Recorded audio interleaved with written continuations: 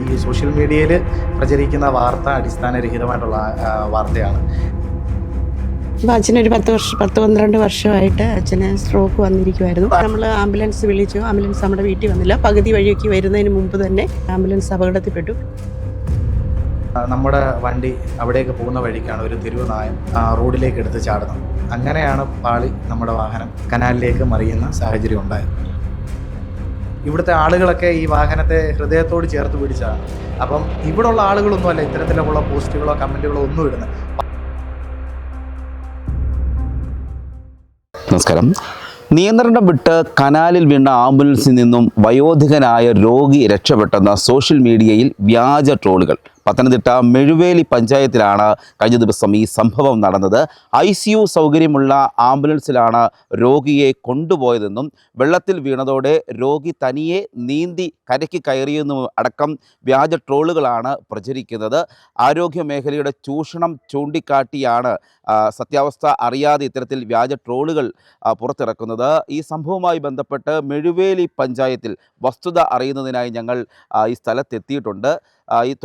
ഈ അപകടം നടന്നതിൻ്റെ തൊട്ട് സമീപത്തായി താമസിക്കുന്ന ശശിധരൻ എന്ന 75 വയസ്സുകാരൻ രക്ഷപ്പെട്ടു എന്നാണ് ട്രോളുകളിൽ നിറയുന്നത്. എന്നാൽ ശശിധരൻ്റെ കുടുംബത്തിന് ഈ വിഷയത്തിൽ എന്താണ് പറയാനുള്ളതെന്ന് കേൾക്കാം.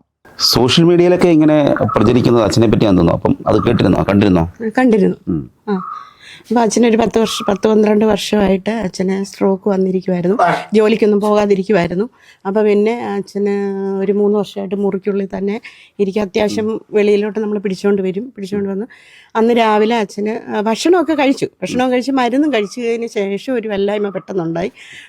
നമ്മൾ ആംബുലൻസ് വിളിച്ചു. ആംബുലൻസ് നമ്മുടെ വീട്ടിൽ വന്നില്ല. പകുതി വഴിയൊക്കെ വരുന്നതിന് മുമ്പ് തന്നെ എൻ്റെ ആംബുലൻസ് അപകടത്തിൽപ്പെട്ടു. പിന്നെ എൻ്റെ അച്ഛനെ എൻ്റെ മകനാണ് കാറിൽ ഹോസ്പിറ്റലിലോട്ട് കൊണ്ടുപോകുന്ന വഴിക്ക് അച്ഛൻ മരിച്ചു.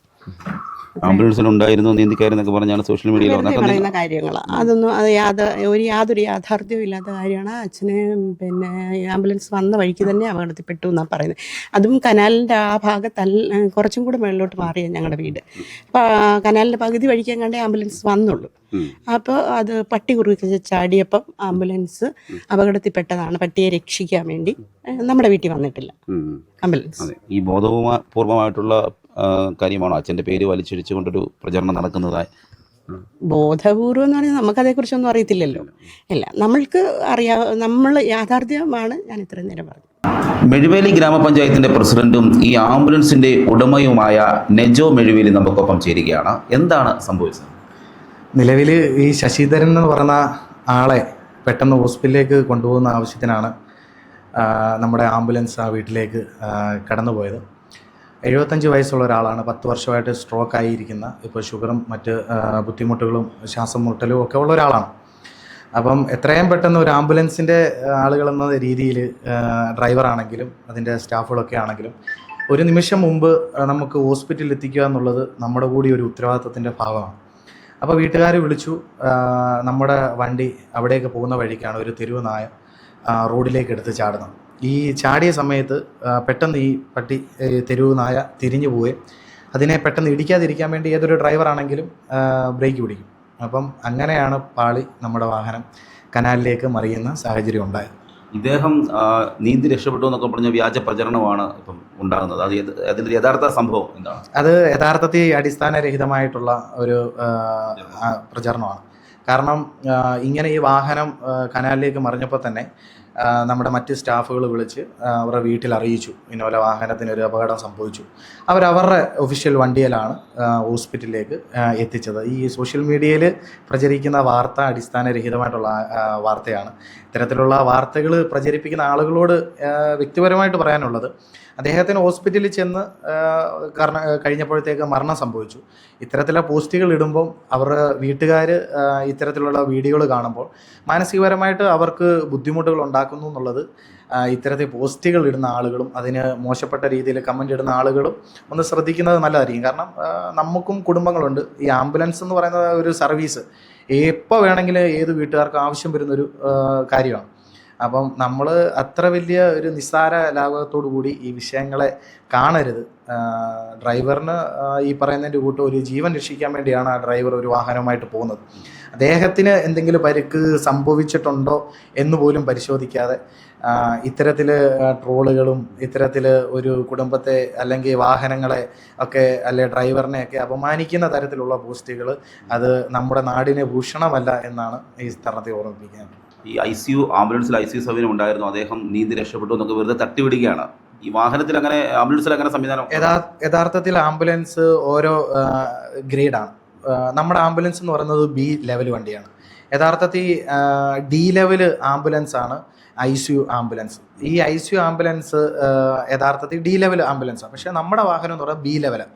ഒരു എമർജൻസി ഉണ്ടാകുമ്പോൾ പെട്ടെന്ന് അടുത്തുള്ള ഹോസ്പിറ്റലിലേക്ക് എത്തിക്കുക എന്നുള്ളതാണ് B ലെവൽ ആംബുലൻസ്. പക്ഷേ D ലെവൽ ആംബുലൻസ് എന്ന് പറയുന്നത് ക്രിട്ടിക്കൽ സ്റ്റേജിൽ ഒരു ഹോസ്പിറ്റലിൽ നിന്നും മറ്റൊരു ഹോസ്പിറ്റലിലേക്ക് ICU സപ്പോർട്ടോട് കൂടി എത്തിക്കുന്ന വണ്ടിയാണ് D ലെവൽ. അപ്പം നമ്മുടെ വണ്ടി D ലെവൽ ആംബുലൻസ് അല്ല, B ലെവൽ ആംബുലൻസ്. പഞ്ചായത്തിൻ്റെ വണ്ടിയാണോ? അല്ല, വ്യക്തിപരമായിട്ട് എൻ്റെ വണ്ടിയാണ്. അല്ല, നമ്മൾ നാട്ടിലെ ആളുകൾക്ക് ആംബുലൻസ് എന്ന് പറയുന്നത് ഒരു അനിവാര്യമായിട്ടുള്ളൊരു വാഹനമാണ്. കാരണം നമ്മളൊക്കെ ഒരു പൊതുപ്രവർത്തന രംഗങ്ങളിൽ നിൽക്കുന്ന സമയത്ത് ഒരുപാട് ആളുകൾ ആവശ്യവുമായി ബന്ധപ്പെട്ട് വിളിക്കുമ്പോഴും പെട്ടെന്ന് നമുക്കൊരു വാഹനം അടുത്തുനിന്ന് കണ്ടെത്താനായിട്ട് കഴിയാത്ത സാഹചര്യങ്ങൾ നിലവിൽ വന്നു. അതിൻ്റേതായിട്ടുള്ള കാലതാമസങ്ങൾ വന്നു. അപ്പം നിലവിൽ പാർട്ടിയുടെ പേരിൽ ഒരു വണ്ടി ഒക്കെ എടുക്കാൻ വേണ്ടി ഉദ്ദേശിച്ചിരുന്നു. പക്ഷേ നിർഭാഗ്യവശാൽ അത് നടന്നില്ല. അപ്പം സ്വന്തമായിട്ടൊരു ആംബുലൻസ് എടുത്ത് ജനങ്ങൾക്ക് ഉപകാരപ്രദമായ രീതിയിൽ അവർക്ക് വേണ്ടി ഓടുന്ന ഒരു സർവീസാക്കിയാണ് നമ്മളതിനെ കണ്ടത്. അപ്പം ഉടൻ തന്നെ ആംബുലൻസിൻ്റെ അറ്റകുറ്റപ്പണികൾ നടന്നുകൊണ്ടിരിക്കുകയാണ്. ഒരു ഏറിപ്പോയ 10 ദിവസത്തിനകം ജനങ്ങൾക്ക് ഉപകാരപ്രദമായ രീതിയിൽ മെഴുവേലിയുടെ മണ്ണിൽ ഈ ആംബുലൻസ് ജനങ്ങൾക്ക് വേണ്ടി, പാവപ്പെട്ടവർക്ക് വേണ്ടി ഈ ആംബുലൻസ് നിരത്തിൽ സർവീസ് ആരംഭിക്കും. ഈ നാട്ടുകാർ ഈ വ്യാജ പ്രചരണത്തിൽ നാട്ടുകാരൊക്കെ എന്ത് പറയുന്നു? അവർ വലിയ വിഷമത്തിലാണോ? അതെ, ഈ ആംബുലൻസ് കൊണ്ട് ഒരുപാട് ആളുകൾക്ക് ആശ്രയമായിട്ടുള്ള ഒരു വാഹനമാണ്. അപ്പം ഓൾറെഡി അതിനകത്ത് കമൻറ്റ് ഒക്കെ ഈ ആംബുലൻസിന് അനുകൂലമായിട്ട് ഇടുന്ന ആളുകൾ അവർക്ക് ഈ വാഹനം കൊണ്ട് തന്നെ ഒരുപാട് ആശ്രയം ഉണ്ടായിട്ടുള്ള ആളുകളാണ്. കാരണം കോട്ടയം മെഡിക്കൽ കോളേജിലൊക്കെ വലിയ തുകയിലൊക്കെ പോകുവാൻ കഴിയാത്ത ആളുകളൊക്കെ ഒരു അഡ്ജസ്റ്റഡ് ആയിട്ടൊക്കെ ഈ വാഹനത്തിൽ പോയിട്ടുള്ളവരുണ്ട്. അപ്പം ഇവിടുത്തെ ആളുകളൊക്കെ ഈ വാഹനത്തെ ഹൃദയത്തോട് ചേർത്ത് പിടിച്ചതാണ്. അപ്പം ഇവിടെയുള്ള ആളുകളൊന്നുമല്ല ഇത്തരത്തിലുള്ള പോസ്റ്റുകളോ കമൻറ്റുകളോ ഒന്നും ഇടുന്നത്. പാലക്കാടും കോഴിക്കോടും ഒക്കെ ഉള്ള ആളുകളാണ് ഇത്തരത്തിലുള്ള പോസ്റ്റുകൾ ഇടുന്നത്. അപ്പോൾ പോസ്റ്റുകൾ ഇടുന്ന ആളുകളോട് എനിക്ക് സ്നേഹത്തോടെ പറയാനുള്ളത്, നാട്ടിൽ ഈ വാഹനത്തിൻ്റെ സർവീസ് എങ്ങനെയാണ് എന്നുള്ളത് ഒന്ന് നിങ്ങൾ അന്വേഷിക്കണം. ആളുകൾക്ക് ഉപകാരപ്രദമായ രീതിയിലാണോ ഈ വാഹനം ഇവിടെ ഓടുന്നതെന്നുള്ളത് പരിശോധിക്കണം. അപ്പം ഇത്തരത്തിൽ പോസ്റ്റുകൾ ഇടുന്ന ആളുകൾ ഇത്തരത്തിലുള്ള കാര്യങ്ങൾ കൂടി ചിന്തിക്കണമെന്നാണ് എനിക്ക് ഓർമ്മിപ്പിക്കാനായിട്ടുള്ളത്. സോഷ്യൽ മീഡിയയിൽ ഇത്തരത്തിൽ അടിസ്ഥാനരഹിതമായ കാര്യങ്ങളാണ് പ്രചരിക്കുന്നത്. ഇതിൻ്റെ സത്യാവസ്ഥ അറിയാതെ വ്യാജമായ ട്രോളുകൾ ഉണ്ടാക്കി പ്രചരിപ്പിക്കുകയാണ്. ശശിധരൻ എന്ന ആളെ ആശുപത്രിയിൽ കൊണ്ടുപോകുന്നതിനാണ് ആംബുലൻസ് വിളിച്ച് വരുത്തിയത്. എന്നാൽ ഇയാളുടെ വീട്ടിലെത്തും മുൻപാണ് ആംബുലൻസ് അപകടത്തിൽപ്പെട്ടത്. തുടർന്ന് വീട്ടുകാർ തന്നെ അവരുടെ വാഹനത്തിൽ ആശുപത്രിയിൽ കൊണ്ടുപോവുകയും നിർഭാഗ്യവശാൽ അദ്ദേഹം മരണപ്പെടുകയും ചെയ്യുകയാണ്. എന്നാൽ ആംബുലൻസിൽ ഇദ്ദേഹം കയറിയിട്ടില്ല. ഈ മരണപ്പെട്ട വ്യക്തിയുടെ പേര് സഹിതം വെച്ചാണ് ഇത്തരത്തിൽ വ്യാജ പ്രചരണം നടക്കുന്നത്. അത് ആ കുടുംബത്തെയും വേദനിപ്പിക്കുകയാണ്. നാട്ടുകാർ അടക്കം ഈ കാര്യത്തിൽ വ്യാപകമായ പ്രതിഷേധവുമുണ്ട്. ദയവ് ചെയ്ത് ഇത്തരത്തിലുള്ള വ്യാജ വാർത്തകൾ പ്രചരിപ്പിക്കുന്നത് അവസാനിപ്പിക്കണം. അത് സത്യാവസ്ഥ മനസ്സിലാകണമെന്നാണ് ഒരു അഭ്യർത്ഥന ഈ നാട്ടുകാർക്കും ആ കുടുംബത്തിനും പഞ്ചായത്ത് പ്രസിഡന്റിനടക്കം ഉള്ളത്. Cameraman ജിതിനൊപ്പം CR Shah, Marunadan Malayali, Mezhuveli.